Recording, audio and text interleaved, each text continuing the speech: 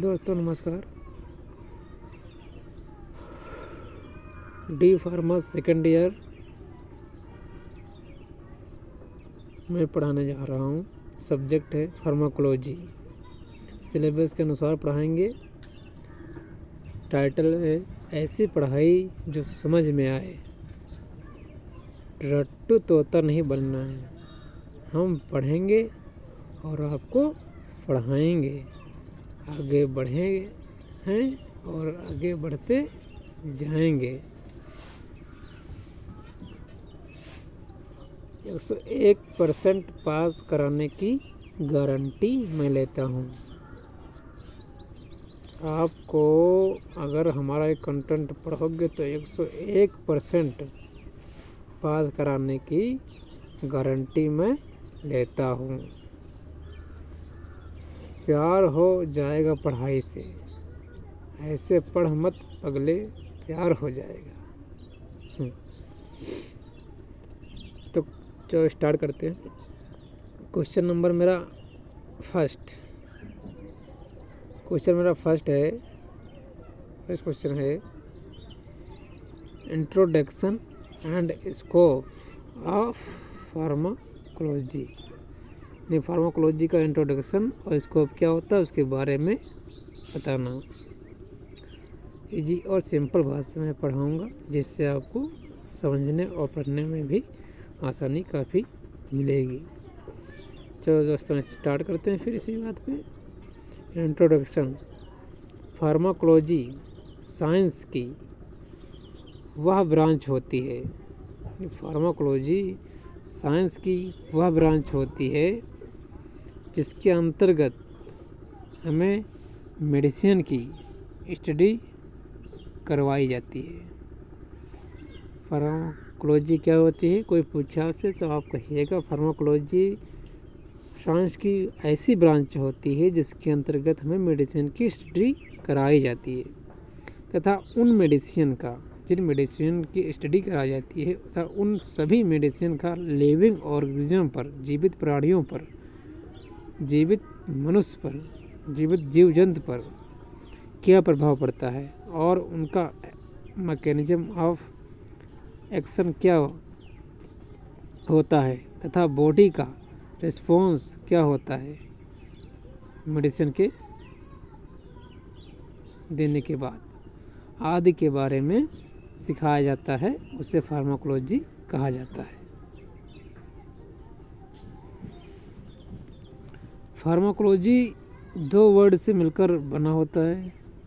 First, फार्माकोन का मतलब होता है ड्रग्स।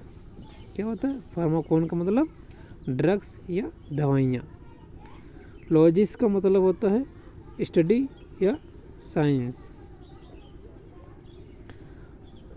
स्कोप ऑफ फार्माकोलॉजी यानी फार्माकोलॉजी का क्षेत्र कहाँ पे, कहाँ इसका यूज हो सकता है फार्माकोलॉजी का, उसके बारे में बताइए।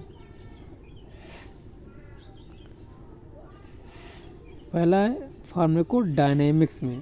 फार्माकोडायनेमिक्स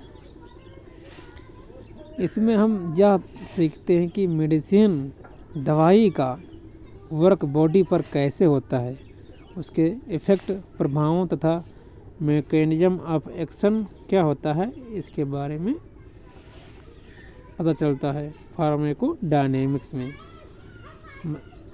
एक लाइन में अगर देखें तो मतलब दवा का वर्क बॉडी पर कैसे होता है उसके बारे में पता चलता है फार्माकोडायनेमिक्स में।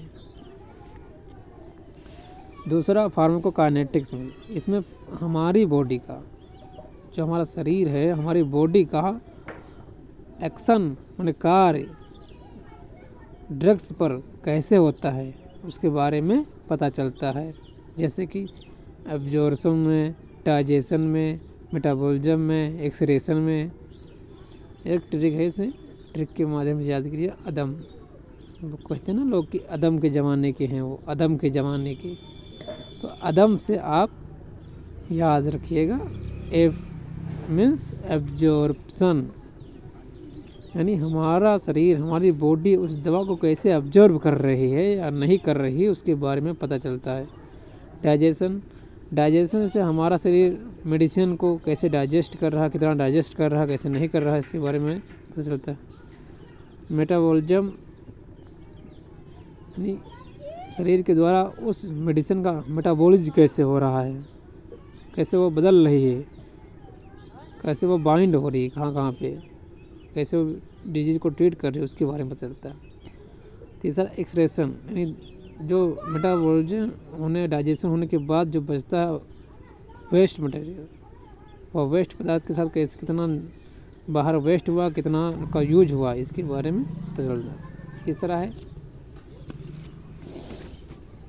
फार्माकोथेरेप्टिक्स, इसमें डिजीज़ के हिसाब से उसके ट्रीटमेंट में मेडिसिन का यूज कैसे किया जाता है, उसके बारे में पता चलता है। इसमें भी फार्माकोलॉजी का स्कोप होता है। फार्माकोथेरेप्टिक्स में, फार्माकोथेरेप्टिक्स में उपचार में, फार्मा के माध्यम से उपचार करना। चौथा था टॉक्सिकोलॉजी, टॉक्सिको मैंने हानिकारक, अपशिष्ट, ओलॉजिस में स्टडी, ऐसे पदार्थ जो हानिकारक होते हैं, पॉइजन, जहर, दवा के साइड इफ़ेक्ट, उसका प्रभाव, उसके बारे में स्टडी करने में इसका स्कोप होता है। पांचवा है क्लिनिकल फार्माकोलॉजी, इसमें ह्यूमन बींग्स में ड्रग्स का डोज, सेफ्टी, एफिकेसी, कमी और साइड इफ़ेक्ट के बारे में ड्रग्स का यूज करना पता चलता है। कीमोथेरेपी, इसमें ड्रग्स का यूज माइक्रो ऑर्गेनिज्म तथा कैंसर सेल्स के अगेंस्ट कैसे किया जाता है आदि के बारे में सिखाया जाता है कीमोथेरेपी में। ये दवा ऐसी वह दवा जिस दवा का हम अध्ययन कर रहे थे फार्माकोलॉजी में, उस दवा से माइक्रो ऑर्गेनिज्म और कैंसर के सेल्स के अगेंस्ट उनको कैसे मारा, कैसे किल किया जाता है, कैसे वर्क किया जाता है, कौन कौन सी दवाई करती हैं, उसके बारे में कीमोथेरेपी में बताया जाता है। ठीक है, तो दोस्तों ये रहा हमारा एक पहला टॉपिक, इंट्रोडक्शन और इसको बिल्कुल इजी और आसान भाषा में।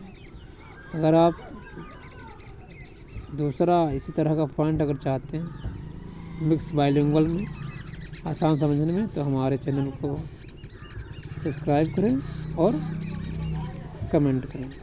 धन्यवाद। मैं अगला वीडियो लाऊंगा जल्दी।